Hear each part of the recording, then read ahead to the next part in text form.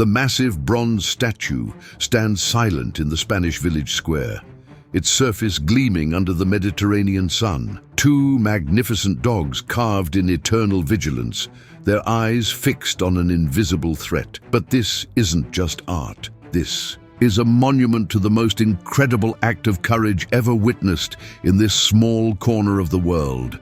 Just 48 hours ago, this very square ran red with blood, an 1,800-pound fighting bull bred for violence charging at full speed toward a defenseless elderly man, the crowd screaming in terror. Death seemingly inevitable. Then, in a split second that would change everything, two Argentine Dogos launched themselves between certain death and the man they loved more than their own lives. What happened next defied every law of nature, every expectation of survival. The villagers still can't believe what they witnessed. Neither will you. But to understand how two dogs defeated a beast designed for killing, how they turned terror into triumph, how they transformed an ordinary Tuesday morning into legend, we need to go back to where it all began. Before we dive into this incredible story, I need you to do something for me. In the comments below, tell me which country you're watching from. I'm curious to see how far these stories of courage travel around the world. And if stories like this one move you, if they remind you that heroes come in all shapes and sizes, hit that subscribe button. Because at Wind Echo Untold, we don't just tell stories, we preserve the moments that prove the extraordinary lives among us every single day. Don Manuel Fernandez has been walking the same cobblestone streets for 73 years. Born in the small Spanish village of Montemayor del Rio, he's witnessed the world change around him while this ancient place remained frozen in time. The same stone houses his grandfather built, the same narrow alleys where children have played for generations, the same morning ritual that has defined his life for the past 8 years.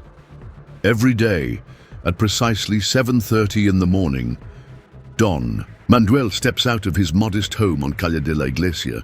His weathered hands, scarred by decades of honest labor, reach for 2 leather leashes hanging by the door. But these aren't ordinary leashes, and what comes bounding toward him aren't ordinary dogs. Toro and Blanco are Argentine Dogos, a breed forged in the unforgiving landscapes of Argentina, originally bred to hunt wild boar and pumas. Standing nearly 3 feet tall at the shoulder, their pure white coats rippling with muscle, they represent the perfect fusion of power and intelligence. Their massive heads house brains capable of independent thinking, while their bodies contain the strength to bring down animals twice their size. But in Don Manuel's gentle hands, these potential weapons of destruction became something else entirely.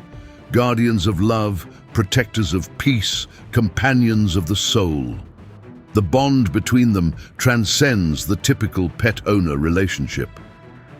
When Don Manuel's wife, Carmen, passed away 5 years ago, leaving him alone in their empty house, it was Toro and Blanco who pulled him back from the edge of despair. They seemed to understand his grief, taking turns sleeping by his bedside, refusing food when he forgot to eat, matching their energy to his emotional state day by day.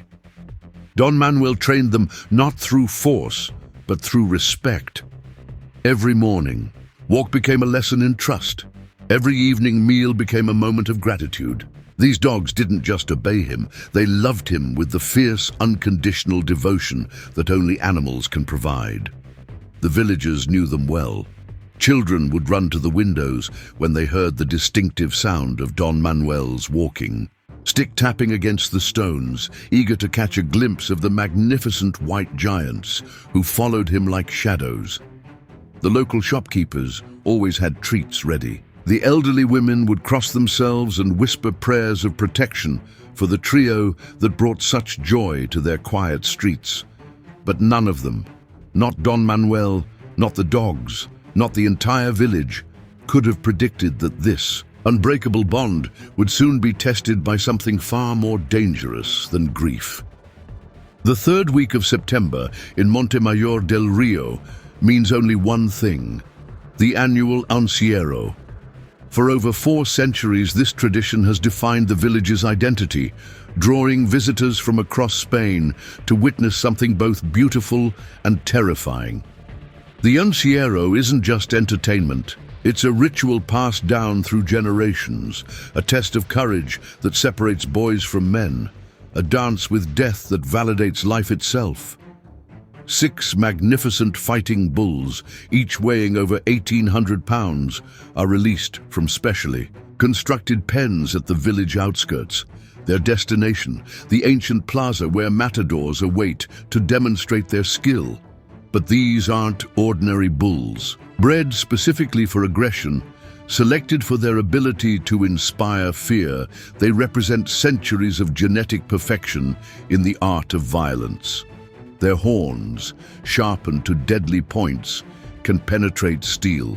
Their muscles, developed through years of careful conditioning, can generate explosive force capable of throwing a grown man 50 feet through the air. Their temperament, honed by isolation and frustration, makes them living embodiments of rage. The most feared among them is Destructor, a massive black beast with scars covering his hide, like a roadmap of violence. At 2,400 pounds, he towers above his companions, his eyes burning with intelligence and malice. Local ranchers whisper that he's killed before, that his horns have tasted human blood, that he actively hunts rather than simply charges. Destructor earned his reputation 3 years ago when he broke through a reinforced barrier, injuring 4 spectators and requiring an entire team of experienced matadors to subdue him. Since then, his mere presence has been enough to clear the streets of anyone with sense. The safety protocols are extensive. Barriers erected at every intersection, spotters positioned on rooftops, emergency medical teams standing ready. Every possible precaution, except one. They never expected an elderly man with hearing problems to emerge from a side street at the exact moment when Destructor would veer off course. Tuesday morning, September 21st, 7:25 a.m. Don Manuel steps out for his routine walk, completely unaware that 6 tons of carefully cultivated violence are about to be released less than half a mile away. His hearing, damaged by years of working in the village's stone quarry, prevents him from detecting the warning sirens that have sent everyone else indoors. Toro and Blanco sense something different in the air. The tension of the gathered crowd, the nervous energy of horses, the scent of fear drifting on the morning breeze. Their instincts, inherited from generations of hunting dogs, tell them that danger approaches. They move closer to Don Manuel, their bodies alert, their eyes scanning for threats their master cannot perceive. At exactly 7:30 a.m., the gate opens. 6 bulls explode into the morning sunlight like fury incarnate. And somewhere in the narrow streets of Montemayor del Rio, an elderly man and his 2 loyal companions walk straight toward a collision that will test the very limits of love, courage, and sacrifice. The thunder begins as a distant rumble, like approaching storm clouds rolling across the Spanish countryside. But this storm runs on hooves, and its lightning comes in the form of horn and muscle and centuries of bred aggression. Don Manuel continues his peaceful walk down Calle Mayor, the main thoroughfare that, unknown to him, serves as the primary route for the Encierro. His morning ritual follows the same pattern it has for 8 years. Stop at the fountain to let Toro and Blanco drink, pause at the bakery window to admire the fresh bread, sit for a moment on the bench where he and Carmen shared their first kiss 60 years ago. But today, the bakery window is boarded shut. Today, the fountain plaza stands empty except for scattered hay bales positioned as emergency barriers. Today, the bench where love first bloomed sits in the direct path of creatures bred for destruction. The first sign of trouble comes from Toro and Blanco themselves. These dogs, so perfectly attuned to Don Manuel's rhythms, suddenly break their formation. Their ears prick forward, their muscles tense, their nostrils flare wide as they catch the scent of something that triggers every predatory instinct in their powerful bodies. Toro, the larger of the two, begins a low growl that seems to emerge from the depths of the earth itself. Blanco, more nervous but equally alert, presses against Don Manuel's leg, trying to guide him toward a side street, toward safety, toward anywhere but here. Don Manuel, interpreting their behavior as playfulness, chuckles softly and adjusts their leashes. "¿Qué pasa, mis amigos?" he asks, his voice carrying the gentle authority of a man who has spent years communicating with animals. "We have all the time in the world, but time is exactly what they don't have." 3 blocks away, the iron bulls have begun their charge through the village streets. The sound of their hooves striking ancient cobblestones creates a percussion that resonates through the stone buildings, a drumbeat of impending chaos that sends vibrations through the ground like an earthquake warning.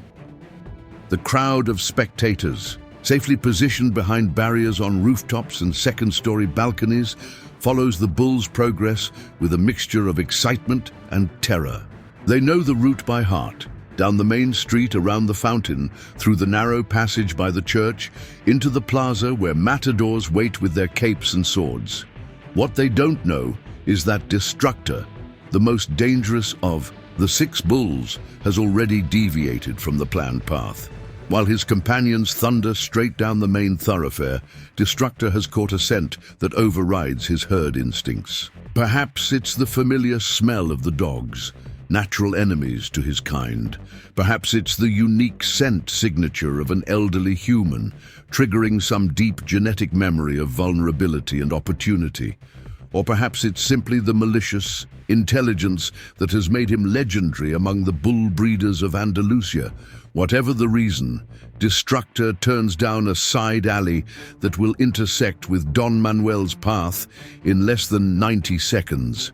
The spotters on the rooftops notice the deviation immediately. Radio chatter explodes across the emergency frequencies as officials try to coordinate a response. But what can they do? The safety barriers were positioned based on the expected route.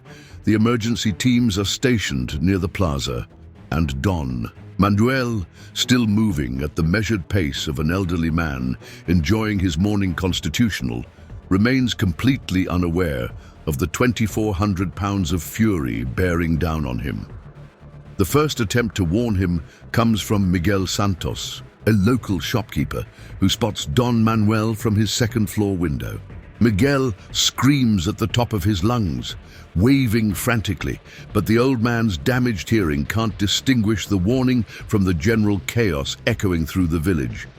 The second attempt comes from Maria Gonzalez, a neighbor who races down from her apartment, sprinting through streets she knows better than her own home. But the same narrow alleys that have protected the village for centuries now work against her. She takes a wrong turn, finds herself blocked by barriers, arrives at the intersection 30 seconds too late.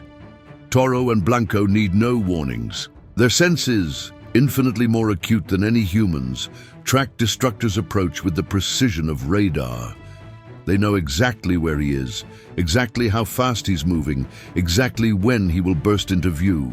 And they know, with the mathematical certainty that exists only in the animal kingdom, that Don Manuel will never be able to escape. The dog's behavior becomes increasingly agitated. They strain against their leashes, not trying to flee, but positioning themselves between their beloved master and the source of the approaching threat. Their training, their breeding, their very genetic code demands that they protect the pack leader, even if he cannot recognize the danger. Don Manuel, still interpreting their anxiety as eagerness, decides to give them what he thinks they want. He unclips their leashes. "Run free, mis hijos," he says, using the Spanish word for sons that he has called them since they were puppies. "Enjoy your morning." But instead of running toward freedom, Toro and Blanco move into position for war. Final 60 seconds unfold with the terrible inevitability of a nightmare. Destructor rounds the corner at full speed, his massive head lowered, his horns gleaming like weapons forged in hell itself. His eyes lock onto Don Manuel with the focused intensity of a guided missile finding its target. The old man, finally, hearing the thunderous approach, turns toward the sound with the curiosity of someone who has lived long enough to believe that life holds no more surprises. His eyes widen as he sees 2,400 pounds of muscle and malice charging directly at him across the cobblestones. But his 73-year-old legs cannot possibly move fast enough to carry him to safety. In that moment, as death approaches, at 30 miles per hour, Don Manuel experiences the clarity that comes only in life's most crucial seconds. He understands that he is about to die. He understands that Carmen will soon join her. He understands that his story, like so many others, will end not in bed surrounded by loved ones, but in violence and terror on a street he has walked 10,000 times. But Don Manuel has forgotten something important. He is not alone. 50 feet, 40 feet, 30 feet. And then, with a courage that defies explanation, with a loyalty that transcends species, with a love that makes heroes out of ordinary souls, Toro and Blanco launch themselves into the path of certain death.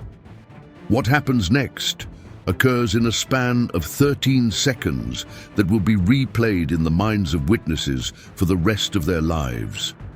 Toro, weighing 120 pounds of pure muscle and determination, hits Destructor's left flank with the force of a guided missile. The impact creates a sound like thunder, not the crack of collision, but the deep reverberating boom of two irresistible forces meeting head-on.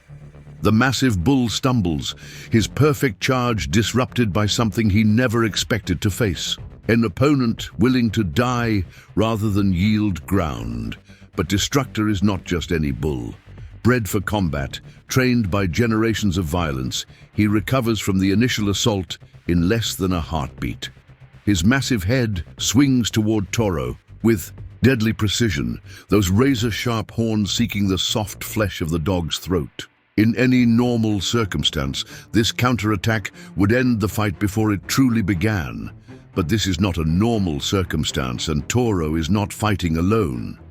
As Destructor commits to his attack on the first dog, Blanco appears as if materialized. From thin air, moving with the fluid grace that marks the Argentine Dogo as one of nature's perfect predators, he strikes the bull's right rear leg with surgical precision. His powerful jaws lock onto the massive tendon that controls Destructor's balance, and suddenly the unstoppable force finds himself fighting on 3 legs instead of 4.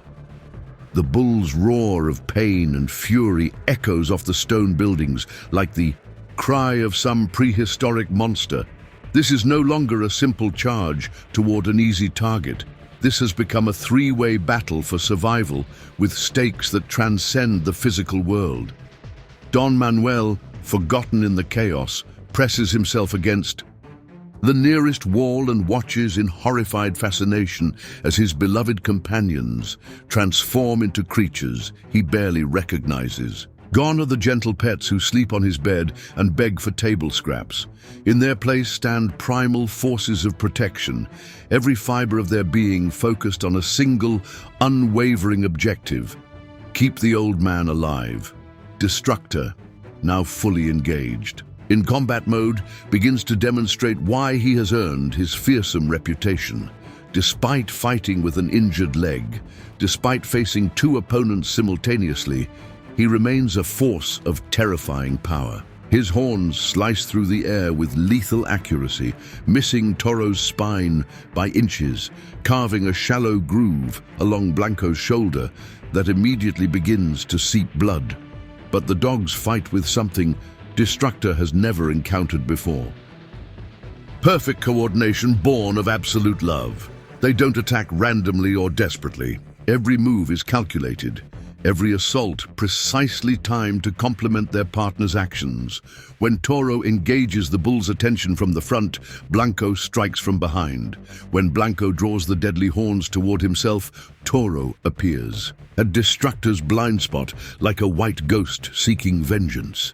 It's a dance of death choreographed by instinct and performed with the precision of a Swiss timepiece. Each dog knows exactly where his partner will be, exactly what he will do, exactly how to maximize their collective strength while minimizing their individual vulnerability.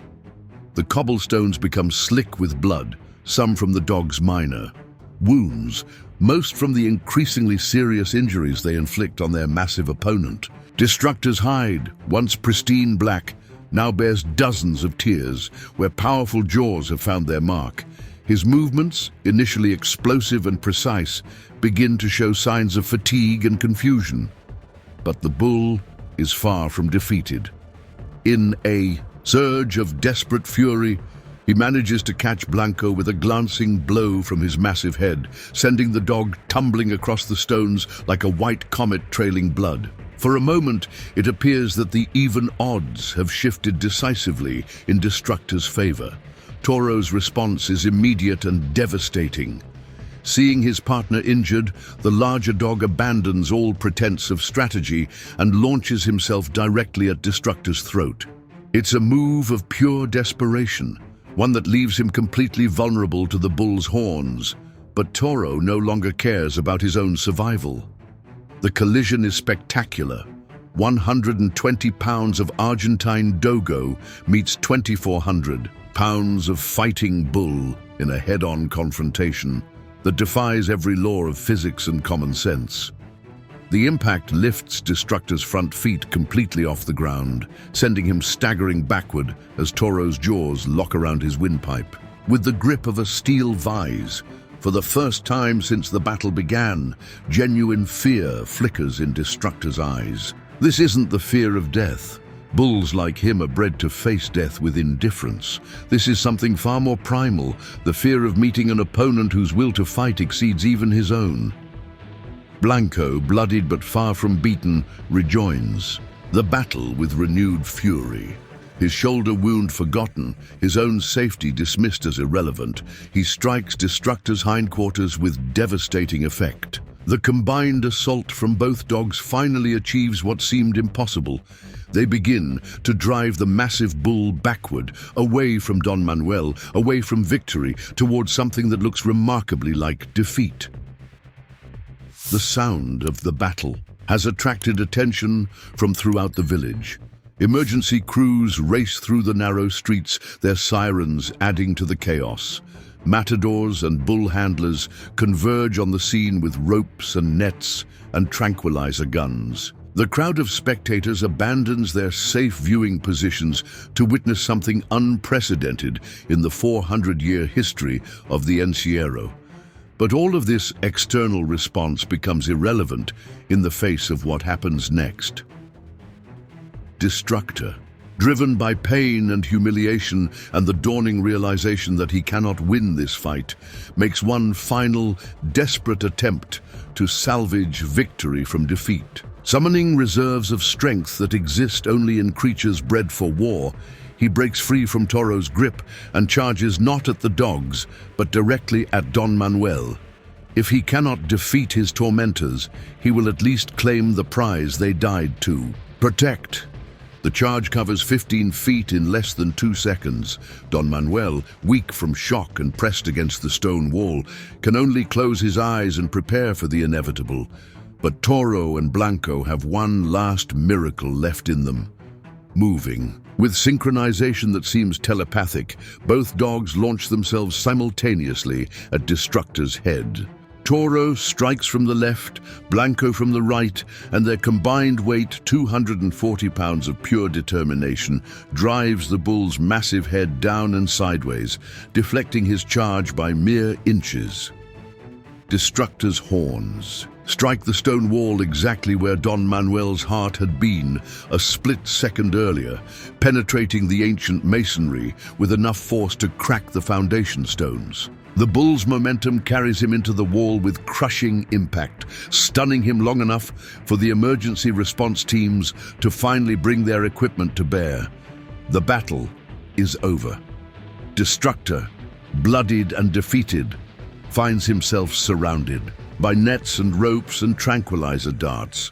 The most feared bull in Andalusia, the creature that had killed before and promised to kill again, lies helpless on the cobblestones of a narrow Spanish street.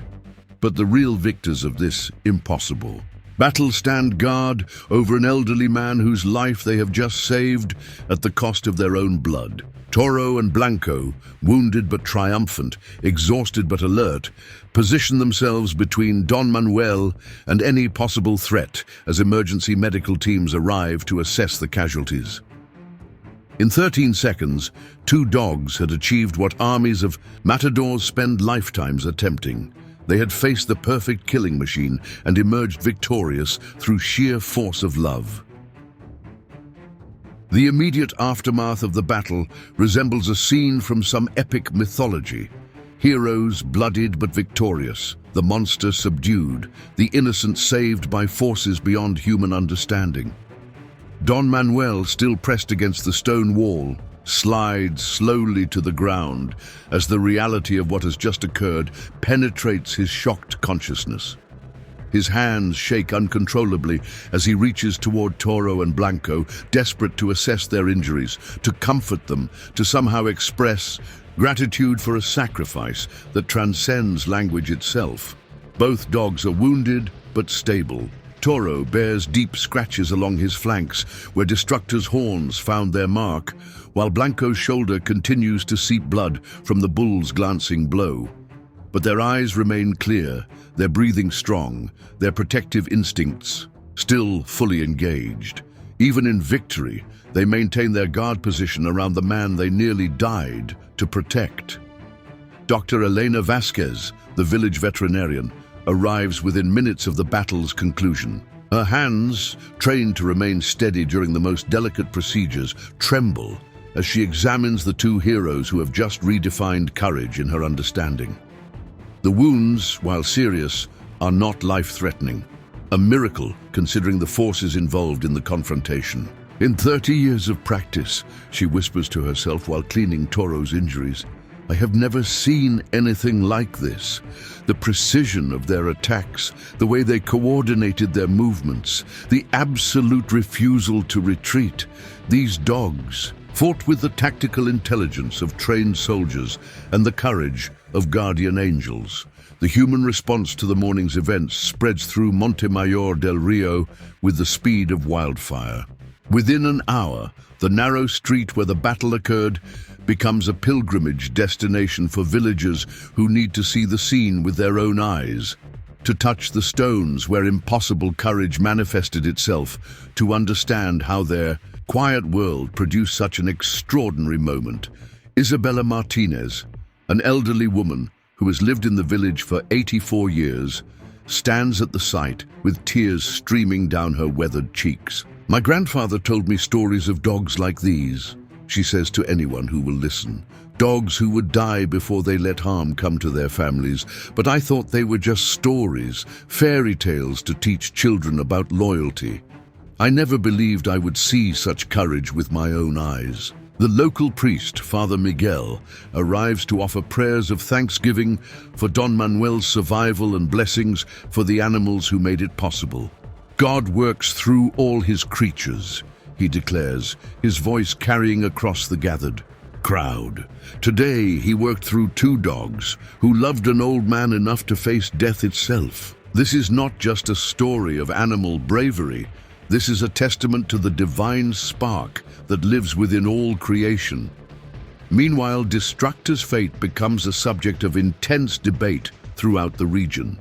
Traditional bullfighting culture demands that such a dangerous animal be destroyed immediately, both as punishment for his aggression and as protection for public safety. But something about the morning's events has changed the usual calculus of justice and revenge. Carlos Mendoza, the bull's owner and one of Spain's most respected breeders, makes an unprecedented decision. "This bull has taught me something important," he announces to the gathering crowd of officials and media representatives. "Courage is not the exclusive domain of any single species. Those dogs showed Destructor what true bravery looks like. Not the blind aggression of a creature bred for violence, but the intelligent sacrifice of those who fight to protect rather than destroy. Instead of death, Destructor is sentenced to retirement. He will spend his remaining years in a peaceful pasture, far from the arenas and festivals that shaped his violent existence, allowed to discover if redemption is possible, even for creatures seemingly born for destruction." The medical examination of Don Manuel reveals nothing more serious than elevated blood pressure and mild shock. Remarkable, considering his proximity to violent death. But the psychological impact runs much deeper than any physical measurement can detect. "I keep seeing it in my mind," he tells Dr. Rodriguez, the village physician, as his blood pressure returns to normal. "The moment when I knew I was going to die, when I accepted that this was the end. And then I saw my boys throw themselves between me and death itself. How do you thank someone for giving you your life?" The question haunts not just Don Manuel, but the entire village. How do you honor a sacrifice that defies comprehension? How do you repay a debt that can never be calculated? The answer comes from an unexpected source. Jorge Alvarado, a local sculptor whose work adorns churches throughout Andalusia, approaches the village council with a proposal that captures the imagination of the entire community. "Bronze," he says simply. "Bronze that will last 1,000 years, positioned where the battle occurred, showing exactly what happened on this impossible morning, not as decoration, but as remembrance, so that long after all of us are gone, people will know that on this spot, 2 dogs proved that love is stronger than death." The fundraising effort begins immediately and concludes within a week. Contributions arrive not just from Montemayor del Rio, but from across Spain, across Europe, across the world, as news of the morning's events spreads through social media and international news networks. Everyone, it seems, needs to participate in honoring something that restored their faith in the power of unconditional love. But perhaps the most meaningful response comes from an unexpected group, the matadors and bull handlers who witnessed the battle's conclusion. These men, who have devoted their lives to the art of facing death in the arena, understand better than anyone the magnitude of what Toro and Blanco accomplished. "We trained for years to develop the courage to face a bull," says Martinez Santos, one of Spain's most celebrated matadors. "We study their movements, learn their weaknesses, plan our strategies down to the smallest detail. And even then, we sometimes fail. But those dogs, they had no training, no strategy, no weapons, except their love for an old man.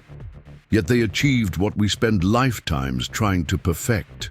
They faced death and defeated it through sheer force of will." The formal ceremony dedicating the memorial statue occurs exactly 1 month after the battle. The entire village gathers in the narrow street, now permanently renamed Calle de los Héroes, Street of Heroes, to witness the unveiling of Jorge Alvarado's masterpiece. The sculpture captures the crucial moment when Toro and Blanco positioned themselves between Destructor and Don Manuel.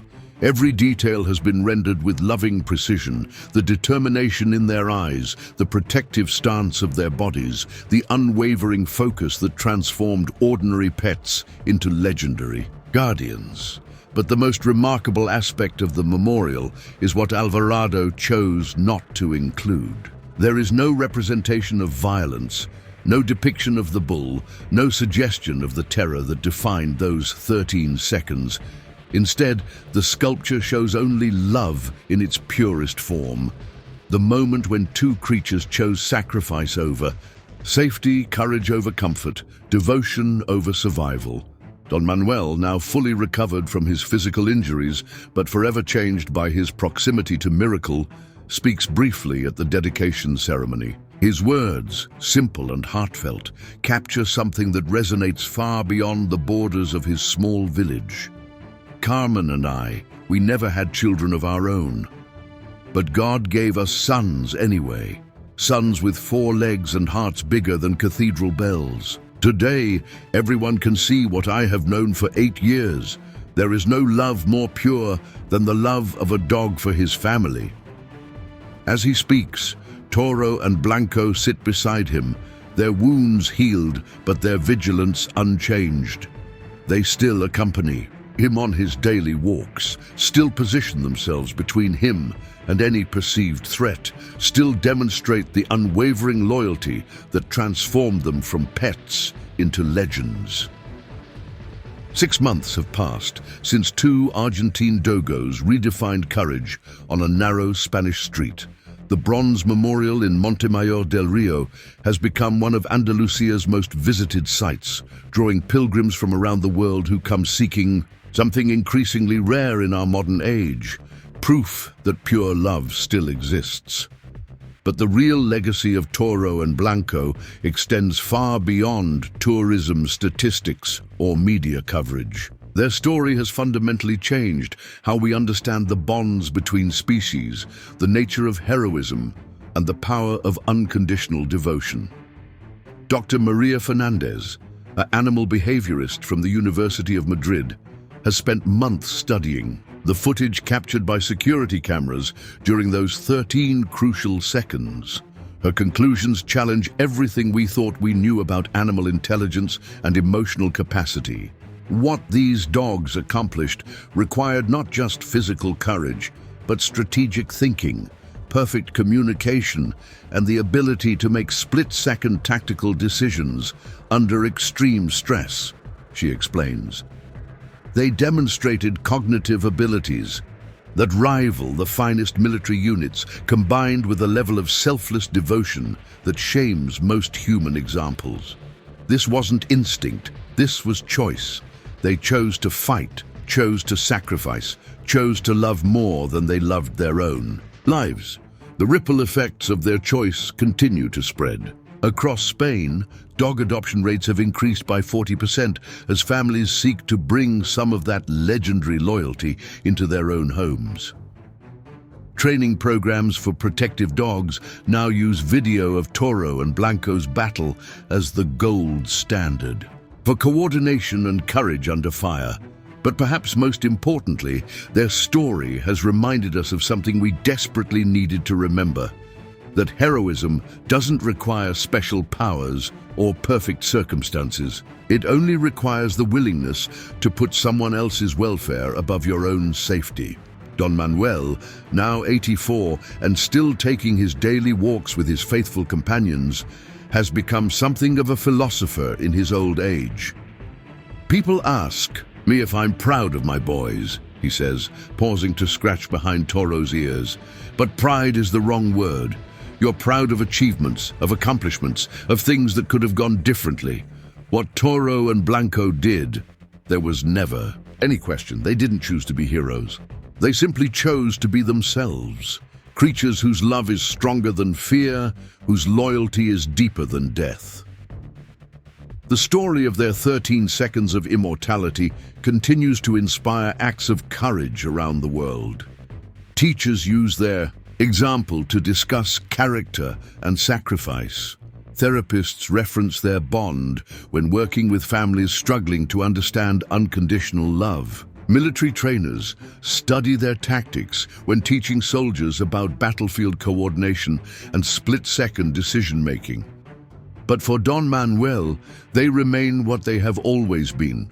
Not heroes or legends or subjects of academic study, but simply his boys, his sons, his family. Every morning at 7:30, the three of them still walk the same routes through Montemayor del Rio. They pass the memorial statue, where tourists gather to take photographs and leave flowers. They pause at the fountain, where Toro and Blanco drink the same water they've shared for 8 years. They sit on the bench where an old man and his dogs continue to write the most beautiful love story ever told. And sometimes, when the morning light strikes the bronze memorial just right, visitors swear they can see the statues breathe. Two eternal guardians watching over a street where the impossible became inevitable, where love conquered death, where ordinary pets became extraordinary heroes through the simple act of refusing to let go. Pause. The research legacy isn't just about documenting remarkable events. It's about understanding what makes ordinary beings capable of extraordinary acts. Toro and Blanco taught us that heroism lives not in superpowers or special abilities, but in the depths of unconditional love. Their story reminds us that somewhere in our own lives, in our own relationships, in our own moments of crisis, we too have the capacity to choose love over fear, sacrifice over safety, courage over comfort. I want to hear from you. In the comments below, share a story about loyalty that changed your life. Tell me about the person, or the animal, or the moment when someone chose to put your welfare above their own. Let's create a memorial, not just to Toro and Blanco, but to all the everyday heroes who prove that love is the strongest force in the universe. And if this story moved you, if it reminded you that miracles happen when courage meets compassion, make sure you're subscribed to Wind Echo Untold.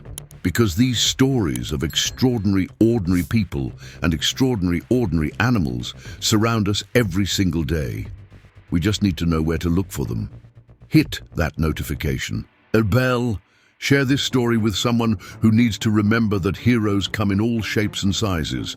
And never forget the lesson that two white dogs taught the world on a Tuesday morning in September. Love is always stronger than fear. Until next time, keep watching for the untold stories that prove the extraordinary lives among us every single day.